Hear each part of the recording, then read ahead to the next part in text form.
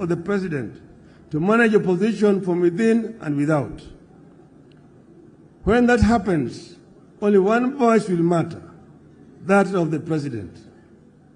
Even those politicians who now think they wield power in the government party will not know where they lost the plot. The people trying to kill or take over Jubilee and hand it over to Kenya Kwanza may not be fully aware of the complex schemes being plotted by their sponsors. They are mere pawns in a game that will eventually consume them.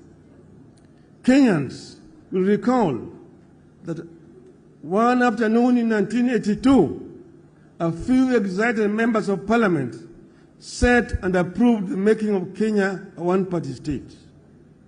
Those excited men and women who voted aye that afternoon in 1982 thought they were punishing other people. A number of them became the very first victims of the snares they thought they were laying for others. Which is why Jubilee's war toward of Kenya Kwanza must be the war of every Kenyan who treasures freedom, the rule of law, and respect for human rights, including the right to associate and to hold and express views freely. I must commend Jubilee Party for remaining strong, focused in the face of sustained state-sponsored onslaught. I am happy that the party recognizes its responsibility to Kenyans to defend and sustain our hard-won multi-party system. More importantly, I commend the Jubilee Party for continuing to fight for lowering of cost of living, electoral justice, inclusivity in appointment in public office, and abolition of excessive taxation of Kenyans. I want to assure you that we will fight this battle together and we will win it together. Failure is not an option. Failure is not an option. As we push for respect for political parties, I want to make a heartfelt call on our country to respect leaders who have served our nation and handed over the baton to others.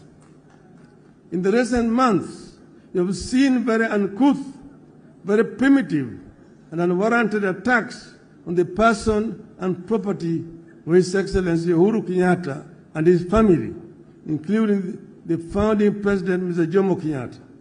Shame on them.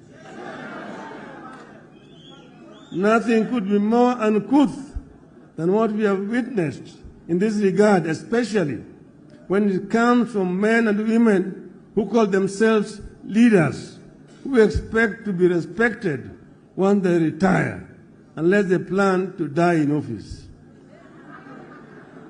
I must commend my brother and our fourth president, Uhuru Kenyatta, for the dignity and decorum with which he has borne the insults and abuses for the sake of the stability of the nation, the peaceful coexistence of Kenyans, and the dignity of Kenya's presidency. I personally thank Uhuru for choosing to fly high when they have hit an extreme low. I call for respect of retired leaders, not because Uhuru is with us in Azimio. I say it because it is what I believe in. It is what civilized people should do and believe. It is what happens in civilized nations.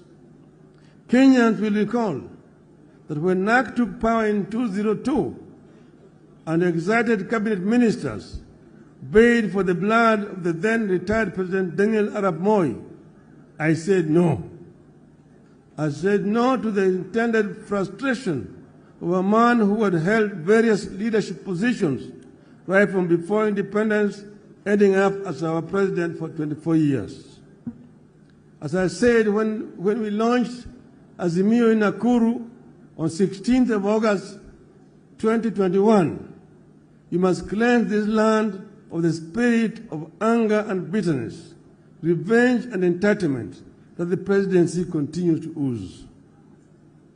You must